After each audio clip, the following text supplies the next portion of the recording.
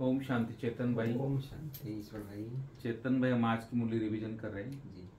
और आज बाबा ने खास बोला है कि बाबा का रिगार्ड और डिसरिगार्ड की बात बाबा ने आज हेडिंग में कही है कि जो बच्चे, बाबा बोलता है, जो बच्चे मेरे श्रीमत पर चलते हैं वो बच्चे मेरा रिगार्ड करते हैं, और जो बच्चे अपने मनमत पे चलते, परमत में चलते, श्रीमत पे नहीं चलते वो डिसरिगार्ड करते हैं।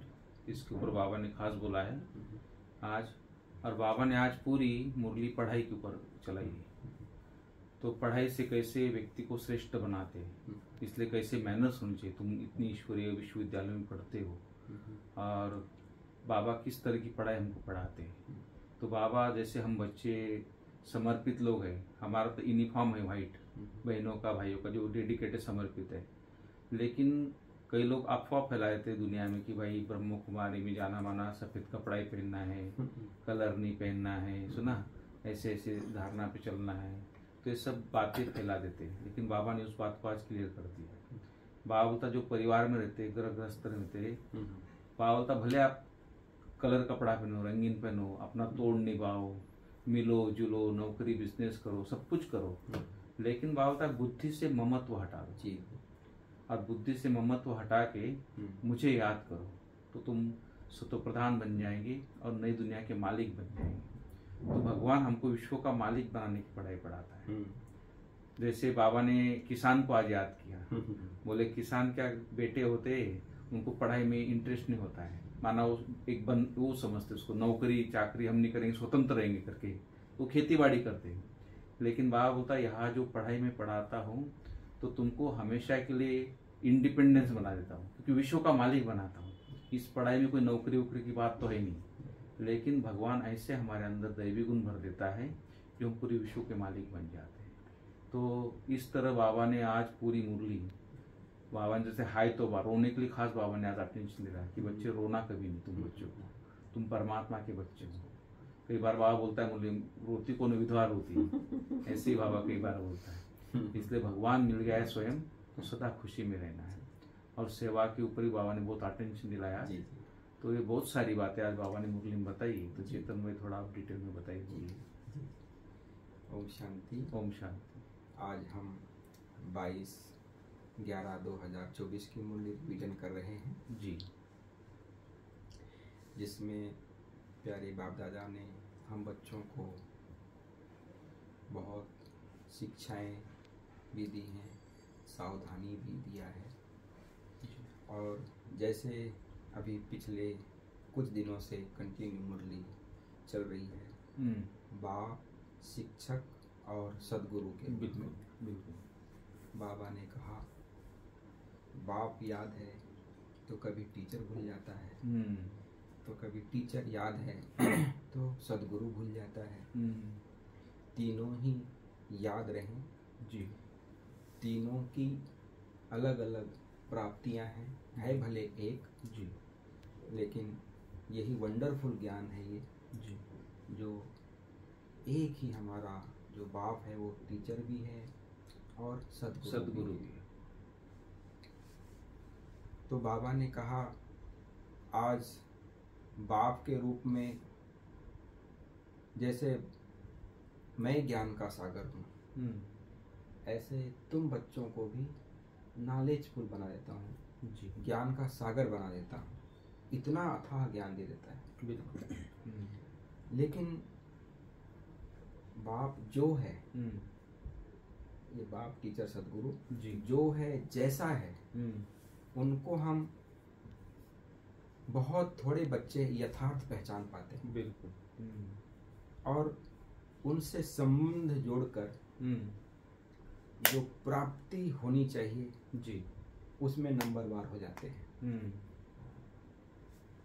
इसलिए बाप तो डायरेक्शन देते हैं कि देह सहित देह के सब संबंधों को, जो भी संबंध है उनसे ममत्व भूल, ममत्व निकाल, मुझ एक बाप को याद करना है जी। तो बाबा कहते हैं जब ये अंदर में खुशी रहती है कि मेरा बाप स्वयं ज्ञान का सागर है, इतनी बड़ी अथॉरिटी, बाप टीचर सदगुरु है, तो बाबा कहते हैं अथाह खुशी होनी चाहिए, कापारी खुशी जिसको कहते हैं। खुशी का पारा चढ़ा रहे हैं, बिल्कुल सही। है ना। तो ऐसा जब बाप मिला है, ऐसी जो प्राप्ति मिली है, तो इसमें रोना या हुसैन मचाना, है ना, दूसरों को दुख देना, तेरे मेरे में जाना, आसुरी मत पे जाना, ये बात तो होना ही नहीं चाहिए। बिल्कुल है सही। क्योंकि बेहद का सुख बाबा देते हैं जी। तो बाबा ने आज एक टीचर के रूप में, टीचर, पढ़ाई और श्रीमत जी, इस पर बहुत अच्छा बाबा ने हम बच्चों को समझाया है। बिल्कुल। जैसे स्कूल में जब टीचर समझाते हैं, सब तो एक जैसे नहीं पढ़ते हैं, सब नंबरवार होते हैं, सब तो पास विद ऑनर नहीं होते हैं जी। लेकिन बाबा कहते हैं टीचर पुरुषार्थ कराते हैं, पढ़ाई सबके लिए पढ़ाते हाँ हैं। जी। और नर से नारायण बनाने की पढ़ाई भी पढ़ाते हैं जी। लेकिन बच्चे नंबरवार हो जाते हैं। और जो बच्चे बाबा जो पढ़ाता है, जैसा पढ़ाता है, उसको यथार्थ रीति यदि धारण करते हैं जी, अच्छी रीति समझते हैं, तो समझो बाप टीचर सदगुरु का रिगार्ड रखते हैं। बिल्कुल। यदि हम उस चीज को यथार्थ रीति नहीं समझते हैं तो हम डिसरिगार्ड कर देते हैं, श्रीमत पर नहीं चलते हैं तो डिसरिगार्ड हो जाता है। बिल्कुल। तो बाबा कहते हैं ये जो टीचर है या पढ़ाई है, कॉमन नहीं है, अनकॉमन है। निराकार स्वयं भगवान आकर हमको पढ़ाते हैं जी। फिर भी घड़ी घड़ी भूल जाते हैं क्योंकि निराकार है।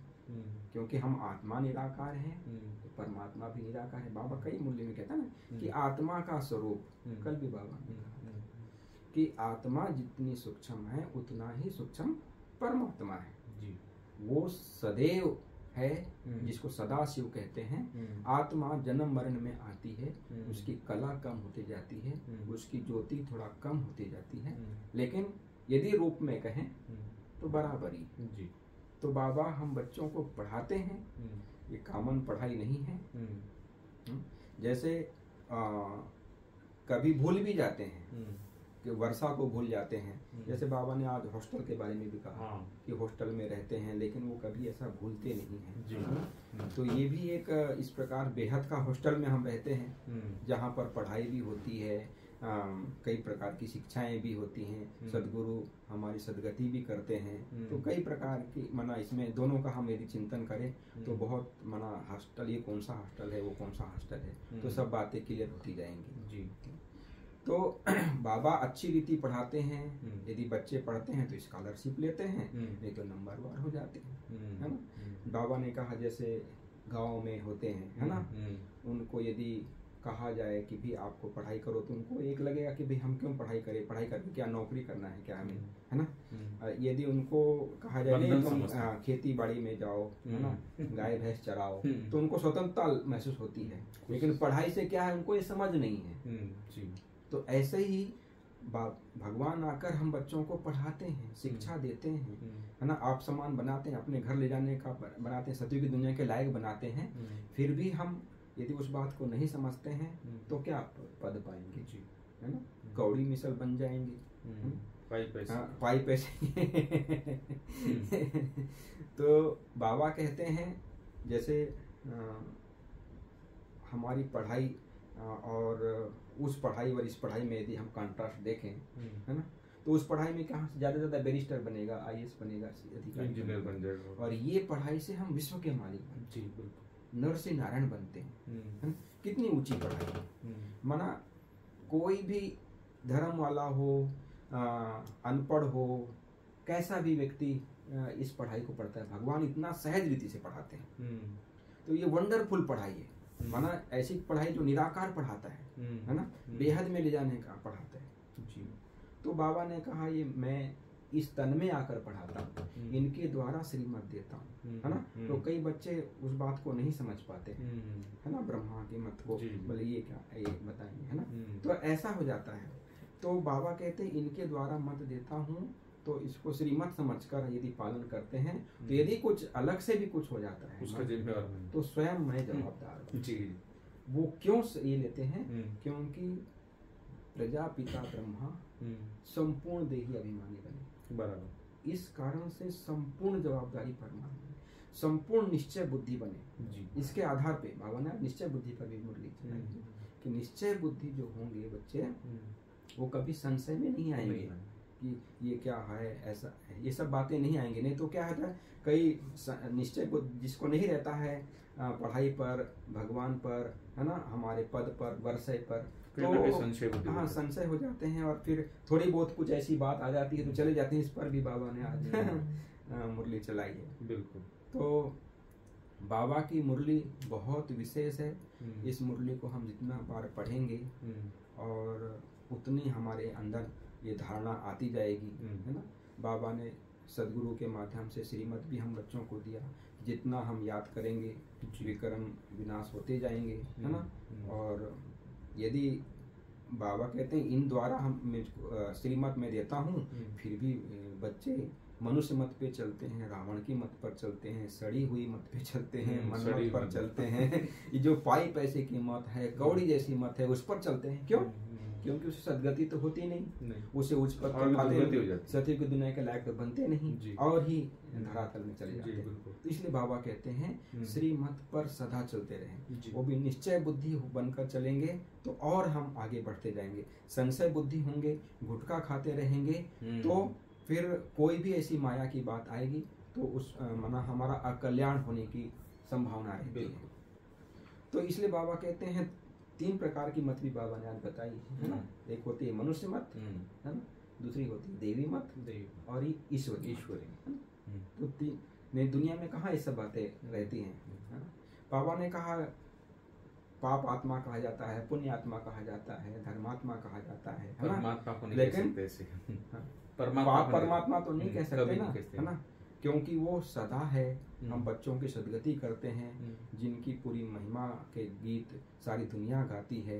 जब कोई सहारा नहीं ये होता है, कितना भी बड़ा नास्तिक हो तब ये कहता है कि हे भगवान अब तू ही सहारा है क्योंकि सबका सहारे दाता स्वयं भगवान बनते हैं, फिर भी ऐसे भगवान को सर्वव्यापी कह देते हैं। तो बाबा को आश्चर्य लगता है कि कैसे फिर युद्ध भी दिखा दिया गया है। वैसे तो ये है कि हम माया से युद्ध है, हमारी अपने आप से युद्ध है ना, दूसरों से नहीं है। पहली बात तो हम अपने आप से युद्ध है। जब तक हम अपने आप को नहीं देखते हैं, अपने आप को नहीं समझते हैं, अपने आप में निश्चय बुद्धि नहीं बनते हैं, तो दूसरों का उस स्वरूप से नहीं देख पाते। बिल्कुल। तो इसलिए युद्ध हमारी माया के साथ है, ये किसको भी पता नहीं है। और ये गुप्त युद्ध है, ऐसा नहीं कि भाई किसी को दिखाई देती है, क्योंकि ये अंदर की है। ये पढ़ाई भी गुप्त है ना, प्राप्ति भी गुप्त है, भगवान भी गुप्त आकर, क्योंकि भगवान भी इन आंखों से नहीं दिखाई देता है। तो बहुत सारी बातें गुप्त हैं, जिस बातों को व्यक्ति समझ नहीं पाता है पर महसूस तो बाबा ने कहा सबसे बड़ा यदि कोई दुश्मन है हमारा, 5वीं का रावण, काम सबसे बड़ा दुश्मन। इस काम पर ही जीत पानी, और इस पर जीत पाने का साधन है योग बल।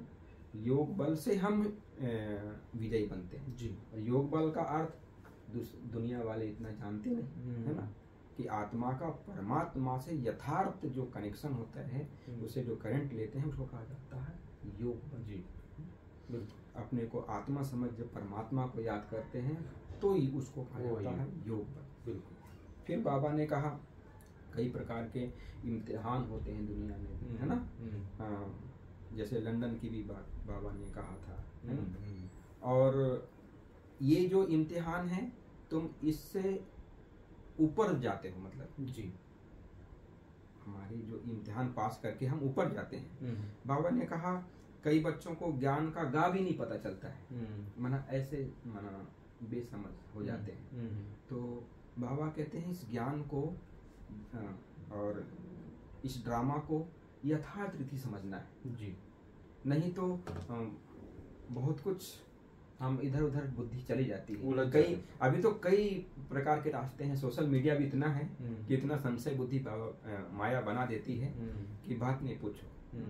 फिर वरदान में भी बाबा ने आज विशेष कहा है कि कोई भी परिस्थिति हो, किसी भी परिस्थिति में यदि हम फुल स्टॉप लगा लेते हैं और स्वयं को परिवर्तन करने लग पड़ते हैं, तब कहते हैं सर्व की दुआओं के पात्र बनते। तो बाबा ने फुल स्टॉप लगाने के लिए खास ये कहा कि एक तो आत्मा का स्वरूप बिंदी याद रखना है और परमात्मा बिंदी है। वो बिंदी स्वरूप को हम याद रखेंगे और ड्रामा वो भी तो बिंदी स्वरूप को जब हम याद रखते हैं तो फुल स्टॉप लगता है, कंट्रोलिंग पावर आती है। जी नहीं तो हमारे संकल्प विकल्प क्या क्यों कैसे इन सब बातों में चलता रहता है ना। जब बाबा ने कहा जब हम कंट्रोलिंग पावर आती है, जब स्वयं को परिवर्तन कर लेते हैं, बाप के रूप में बिंदु लगाते हैं और स्वयं को भी बिंदु लगाते हैं, तो स्वयं की दुआओं के पात्र बन जाते हैं। ये बहुत बड़ी बात है, दुनिया में इस बात का नहीं कि स्वयं को स्वयं दुआएं देना कि मैं श्रेष्ठ आत्मा हूँ, शुद्ध आत्मा हूँ, पुण्य आत्मा हूँ, देव आत्मा बनने वाली हूँ, भगवान मुझे स्वयं पढ़ाता है, मुझे आत्मा को बाप टीचर सदगुरु के रूप में स्वयं भगवान मिला है। जब ये हम अनुभव करते हैं तो स्वयं के दुआएं मिलती है और ब्राह्मण परिवार की भी मिलती है और बाप की भी मिलती है ना। तो जब हम फुल स्टॉप लगाकर जैसे अमृत वेले में स्वयं अनुभव करता हूँ, एक 3 बिंदी जरूर लगाता हूँ, एक बाप बिंदी, मैं आत्मा बिंदी और ड्रामा बिंदी।